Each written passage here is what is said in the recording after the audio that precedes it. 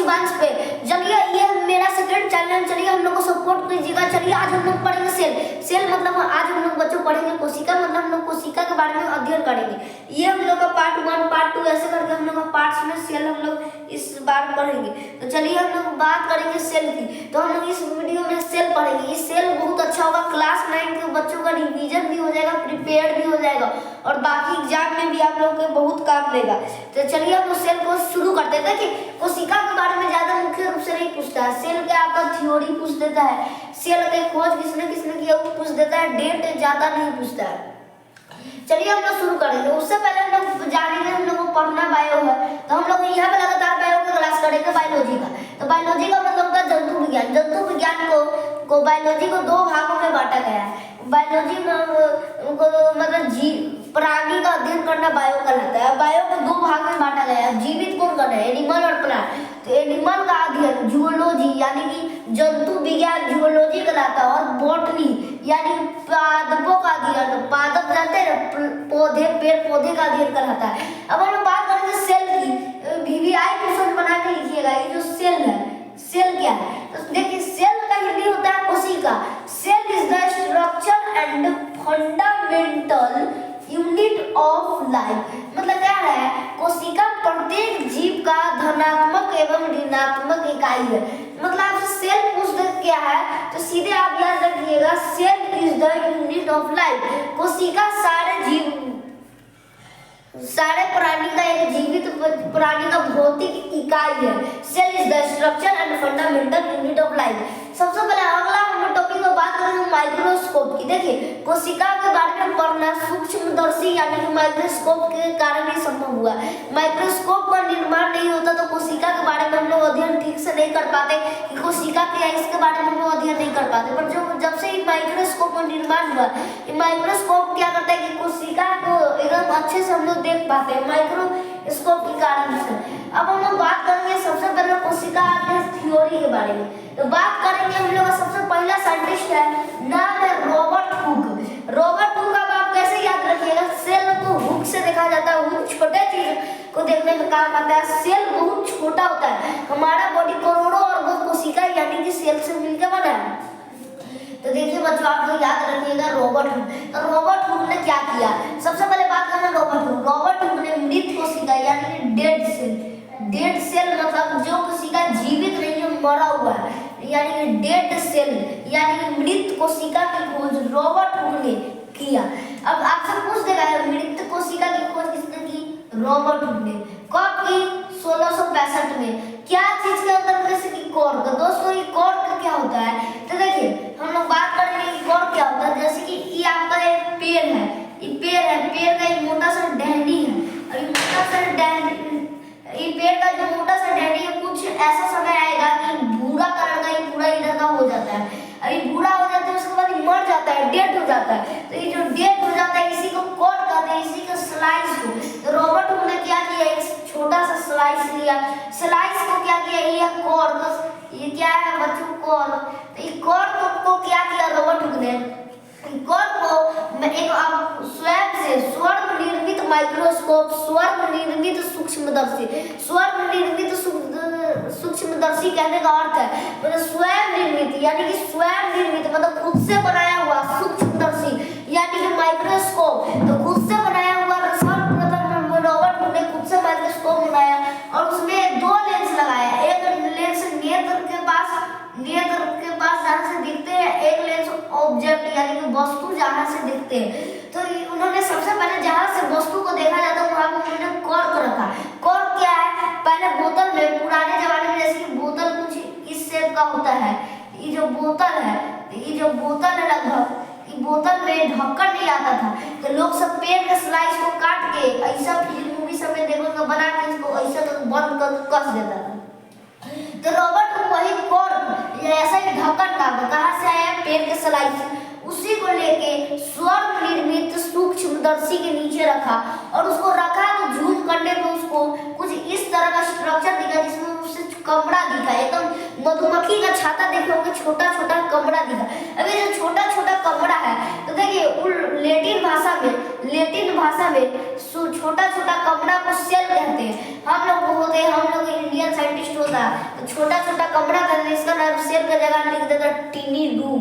पर वहाँ पर लैटिन भाषा में छोटा कमरा को सेल कहते हैं, उसीलिए इसको हम लोग कोशिका यानी कि सेल कहते हैं, क्योंकि लैटिन शब्द है सेल, किसका सेल का अर्थ होता है छोटा छोटा कमरा। पर ये कैसा कोशिका था? मृत कोशिका था। कब खोजा? 1665 में।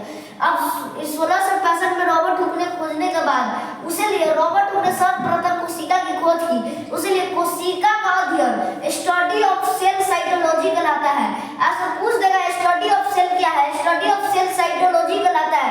कोशिका का अध्ययन साइटोलॉजी कहलाता है। काहे कि कोई चीज का अध्ययन साइटोलॉजी कहलाता है, जैसे कि जंतुओं का अध्ययन जूलॉजी कहलाता है, पादपों का अध्ययन वनस्पति विज्ञान यानी कि बॉटनी कहलाता है। उसी तरह कोशिका का अध्ययन साइटोलॉजी कहलाता है। देखिए कोशिका का अध्ययन साइटोलॉजी कहलाता है। रॉबर्ट हुक ने सर्वप्रथम कोशिका की खोज की, इसलिए रॉबर्ट हुक को फादर ऑफ साइटोलॉजी कहते हैं, कोशिका का जनक कहते हैं। उस जगह कोशिका का जनक कौन है? Robert Hooke. Father of cytology कौन है? Robert Hooke. साइटोलॉजी के जनक कौन है? Robert Hooke. अब रॉबर्ट हुक ने कोशिका की खोज करने के बाद, जैसे कि आपके हाथ में सोना लग जाएगा, पहली बार देखेंगे तब सोना के बारे में रिसर्च करेंगे। आप रिसर्च करने के बाद दुनिया को बताएंगे, तो रॉबर्ट हुक ने रिसर्च करके पूरा पढ़ने के बाद एक पुस्तक लिखी, जिस पुस्तक का नाम है माइक्रोग्राफिया। तो रॉबर्ट हुक ने कैसी पुस्तक लिखी? माइक्रोग्राफिया पुस्तक लिखी। कैसी पुस्तक लिखी? तो माइक्रोग्राफिया नामक पुस्तक का लेखक कौन है? रॉबर्ट हुक है। माइक्रोग्राफिया पुस्तक का लेखक कौन है? रॉबर्ट हुक है। अब रॉबर्ट हुक के बारे में जान गए। अब उसके बाद हम लोग का क्वेश्चन पूछा जाता है, अब हम जानेंगे जीवित कोशिका की खोज किसने की, न्यूक्लियस की केंद्र की खोज किसने की, रॉबर्ट ब्राउन के बारे में जानेंगे। रॉबर्ट हुक और रॉबर्ट ब्राउन के अंतर है, पर उससे पहले हम लोग रॉबर्ट हुक और रॉबर्ट ब्राउन से जानने से पहले सेल थ्योरी यानी कि कोशिका सिद्धांत पढ़ लेंगे, क्योंकि दोस्तों कोशिका सिद्धांत से ज्यादा क्वेश्चन पूछा जाता है। हर बार कोशिका सिद्धांत से क्वेश्चन कुछ न कुछ पूछ ही लेता है। तो कोशिका सिद्धांत दो इंसानों ने मिलकर दिया था। लास्ट में आप कहेंगे सर तीसरा लास्ट में कौन आ गया है? ये कोशिका सिद्धांत में, इससे ऊपर का पूरा कोशिका सिद्धांत है। तो देखिए कोशिका सिद्धांत हम लोग का क्या कहता है? सबसे पहले कब 1838 में एक वनस्पति वैज्ञानिक थे, यानी कि बॉटनी के वैज्ञानिक थे, मतलब समझ रहे वैज्ञानिक साइंटिस्ट जिससे विद्वान कोई न हो। तो उसी तरह जैसे वो अपने सब्जेक्ट में पीएचडी किया ना, तो एकदम मास्टर, मतलब उससे विद्वान न कोई न। तो वो क्या किए? बॉटनी यानी कि वनस्पति विज्ञान के जनक थे, यानी कि जनक नहीं थे, मतलब इसके जनक थियोपारसट से, इसका जनक अरस्तु है। तो ये जो वनस्पति विज्ञान थे, वनस्पति विज्ञान के एक साइंटिस्ट थे, क्या थे? वैज्ञानिक थे। उनका नाम स्लाइडेन था। उन्होंने कहा कि पादपों का शरीर सूक्ष्म कोशिका का बना होता है। कैसा? सूक्ष्म कोशिका का बना होता है। मतलब जो पादप है, जो पौधे हैं, पेड़ पौधे कैसी बनी रहती है? सूक्ष्म कोशिका की बनी रहती है। उसके बाद 1839 में, कब? 1839 में एक वैज्ञानिक थे। कैसे वैज्ञानिक थे? प्राणी वैज्ञानिक यानी कि जूलॉजी के वैज्ञानिक थे, यानी कि जंतु विज्ञान के वैज्ञानिक थे। क्या नाम था? स्वान नाम था। स्वान ने कहा कि जंतु का शरीर को सूक्ष्म कोशिका का बना होता है। मतलब इन्होंने सेम बात को रिपीट किया। इन्होंने पादपों के लिए कहा, इन्होंने इंसान यानी कि एनिमल जानवर यानी कि जंतु के लिए कहा जो अपना मूवमेंट करते हैं। तो इन्होंने जंतु के लिए कहा जो जंतु मतलब प्लांट भी जीवित है, तो पर एनिमल भी जीवित है। तो जो एनिमल्स उनके लिए, जंतु के लिए उन्होंने कहा कि हर एक जंतु का शरीर सूक्ष्म कोशिका का बना होता है। अभी दोनों का बात सेम था, बस पादपों के लिए यानी कि प्लांट के लिए है, और इन्होंने कहा जंतु के लिए किया। उसीलिए दोनों कहा गए थे जर्मन वैज्ञानिक थे। तो दोनों ने एक ही साल 1839 में कहा कि हाँ कोशिका क्या, मतलब उन्होंने कह दिया कि हाँ कोशिका जो हम है वो ये दोनों बनाए, दोनों मिलकर अपना थ्योरी दे दिया। पर उसके बाद ये लोग कहाँ गए थे? जर्मनी, यानी कि जर्मन वैज्ञानिक थे। उसके बाद एक साइंटिस्ट जाते नहीं है, काम जब छूट जाता आप सब काम कर लिए, सब काम आप जैसे खेत बड़का पूरा यहाँ से लेके यहाँ ले आपके खन लिए पूरा इतना समझिए लिए ऐसे खन लिए और उसके बाद लास्ट में पूरा खन लिया, लास्ट में इतना जगह बचल तो बचा अब नहीं देखे तो वो आगे खन लिया तो कहेगा हाँ हम भी खने हुए हाथ में किसके साथ विरजो के साथ।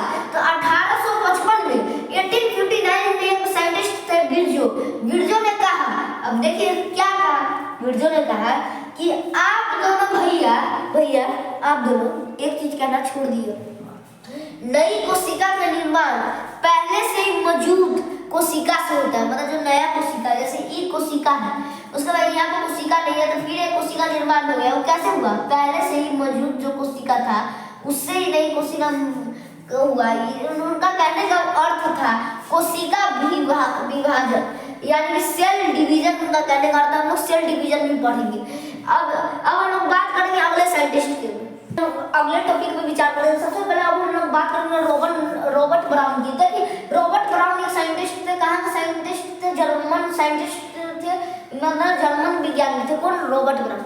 रॉबर्ट ब्राउन ने क्या कहा, देखिए रॉबर्ट ब्राउन ने न्यूक्लियस की खोज की। न्यूक्लियस मतलब होता है केंद्र, जो हम लोग का ये कोशिका है, ये जो कोशिका है कोशिका के बीच में केंद्रक होता है, यानी कि जैसे कि केंद्रक क्या है कोशिका का ब्रेन, जैसे कि हम लोग का ब्रेन क्या करता है वो कंट्रोल करता है, उसी तरह कोशिका में केंद्रक होता है, पूरे कोशिका को कंट्रोल करता है। माइटोकॉन्ड्रिया, गोल्गी बल्टी, राइबोसोम, यूरेथ्रोफिल, रेटिकुलम सबको आदेश देता है कि तुम वैगल से तुमको क्या करना, कब क्या काम करना है, सारे पार्ट को आदेश देता है कि तुम ये करो, तुम ये करो। सेंट्रोसोम को कहता है कि तुम कोशिका विभाजन करो। ये सब हम लोग आगे अगले वीडियो में चर्चा करेंगे। जो रॉबर्ट ब्राउन है उन्होंने न्यूक्लियस यानी केंद्र की खोज की, कब की 1831 में की।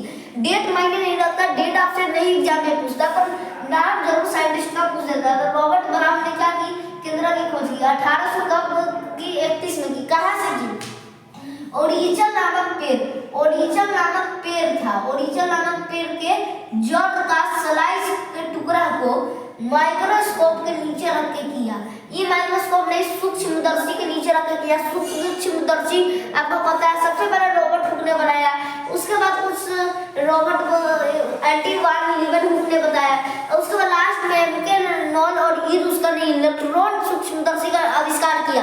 इलेक्ट्रॉन सूक्ष्मदर्शी इतना पावरफुल है 1,80,000 गुना ज्यादा इसमें देख सकता है। ये सब माइक्रोस्कोप 2000 से ज्यादा अधिक नहीं जूम में देख सकता है। जो उसके बाद आए हम लोग साइंटिस्ट डुजार्डिन ने क्या किया, सबसे पहले देखा, क्या देखा तो देखिए डुजार्डिन ने सबसे पहले देखा। अब देखिए सवाल आता है क्या देखा, तो जो प्रोटोप्लाज्म है, डुजार्डिन ने सर्वप्रथम प्रोटोप्लाज्म यानी कि जीव द्रव को देखा। जैसे कि न्यूक्लियस है, न्यूक्लियस के अंदर द्रव भरा रहता है, द्रव जिसे प्रोटोप्लाज्म जीव द्रव कहते हैं। अभी जीव द्रव को सर्वप्रथम किसने देखा, पूरे केंजे ने देखा। कब देखा, डुजार्डिन ने देखा और डुजार्डिन ने देखा, उसके बाद पूरे केंजे ने 1839 में नामकरण किया। कहा डुजार्डिन भैया बताइए ना कथी देखे, हम भी देखे। डुजार्डिन कहा देखो क्या है, तो पूरे केंजे ने कहा कि और कुछ नहीं है प्रोटोप्लाज्म है। कब का 1839 में। उसके बाद अगले वैज्ञानिक आते हैं जिनका नाम है हेक्सले थे, विद्वान वैज्ञानिक थे। इन्होंने कहा कि जो प्रोटोप्लाज्म है, जो प्रोटोप्लाज्म यानी कि जीव द्रव है, फिजिकल बेसिक ऑफ लाइफ यानी कि जीवन की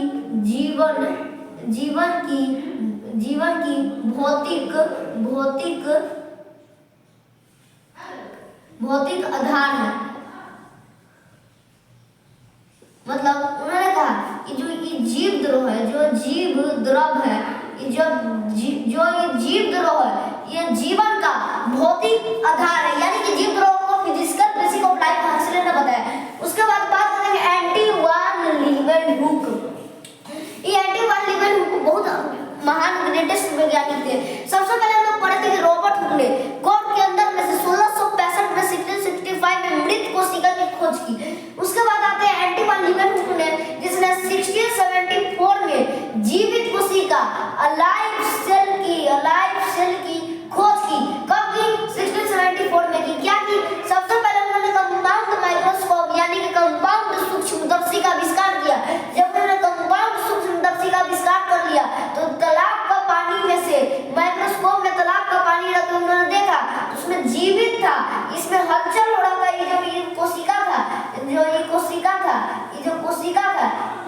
जैसे ये हलचल कर रहा था छोटा छोटा कमरा, उसीलिए ये जीवित कोशिका था। उसके बाद उन्होंने रात का खाना खा के रात में खाना खाया। जो आदमी माइक्रोस्कोप बनाएगा सात तरह का सब चीज को देखेगा। रात में खाना बनाया, सुबह उठा दांत कैसे से उजला उजला हाथ को खिकोड़ा तो दांत में उजला उजला पीस आया, एकदम गंदगी। और गंदगी को उन्होंने माइक्रोस्कोप के नीचे क्या किया, जो गंदगी थी उसको उन्होंने माइक्रोस्कोप के नीचे रखा और उसमें कीड़ा जैसा चल रहा था, तो उन्होंने कहा ये और कुछ नहीं जीवाणु है। उन्होंने इसका नाम बैक्टीरिया रखा, बैक्टीरिया कहा क्या कि ये एक जीवाणु है, बैक्टीरिया रखा। और उसके बाद उन्होंने फिर रात को उन्होंने जब भोजन खाने जा रहे थे, तब उसने पूछी, सुनती हो जी क्या खाना बनाई हो? तू बोलती है कि दही बना हुआ है।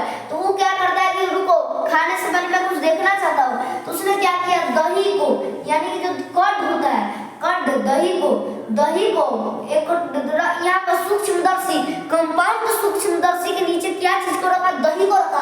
जैसे कंपाउंड माइक्रोस्कोप यानी सूक्ष्मदर्शी के नीचे जैसे दही को रखा, तो दही पे उसे छोटा छोटा चलता हुआ बैक्टीरिया दिखा, जिन्होंने उनका नाम कट के दही को जो जीवाणु था उनका नाम उन्होंने लैक्टोबैसिलस कहा, क्योंकि मिल्क को लेटिन शब्द में जो दूध होता है उसको लैक्टो कहते हैं, इसलिए उनका नाम लैक्टोबैसिलस रखा। और उन्होंने प्रोटोजोआ की भी खोज की। और हम लोग बात करेंगे इवानोस्की की। छोटे मोटे साइंटिस्ट नहीं थे, सीधे बड़े उठे चल के खैनी के खेत में खैनी खाने। मतलब इवानोस्की थे, उन्होंने जीवाणु की खोज की यानी कि वायरस की खोज की। उन्होंने सबसे पहले खैनी के खेत में गया, खैनी का पत्ता देखो मैं कुछ इस तरह से लंबा एकदम खैनी का पत्ता होता है, लगभग समझिए एकदम लंबा इस तरह से खैनी का पत्ता होता है।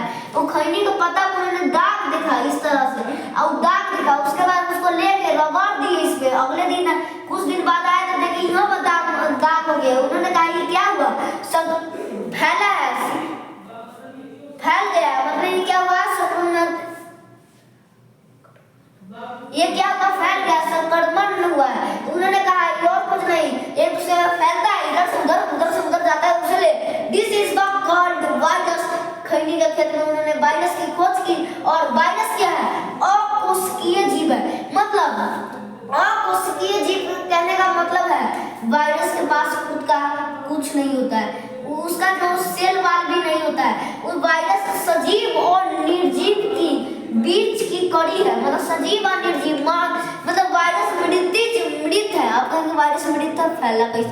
जैसे कि वायरस को जीवित रहने के लिए बॉडी चाहिए। जैसे कि वायरस है, जैसे कि अभी वातावरण में तो मरा हुआ, जैसे हमारे शरीर में आएगा, शरीर में आने के बाद जीवित हो जाएगा, हमारे शरीर से वो ऊर्जा लेगा, तो वायरस है। और एक HIV वायरस, HIV के बारे में अगले वीडियो में चर्चा करेंगे। रेट्रोवायरस, जो रेट्रोवायरस है ये ऐसा वायरस है जो कभी मरवे नहीं करता है।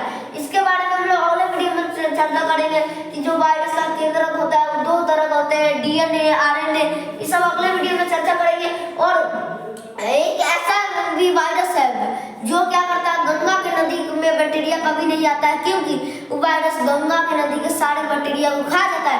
गंगा के नदी के सारे बैक्टीरिया को वायरस जो खा जाता है, वो वायरस का नाम क्या है, बैक्टीरियोफेगस वायरस। क्या नाम है, बैक्टीरियोफेगस वायरस। अब चलिए मिलते हैं।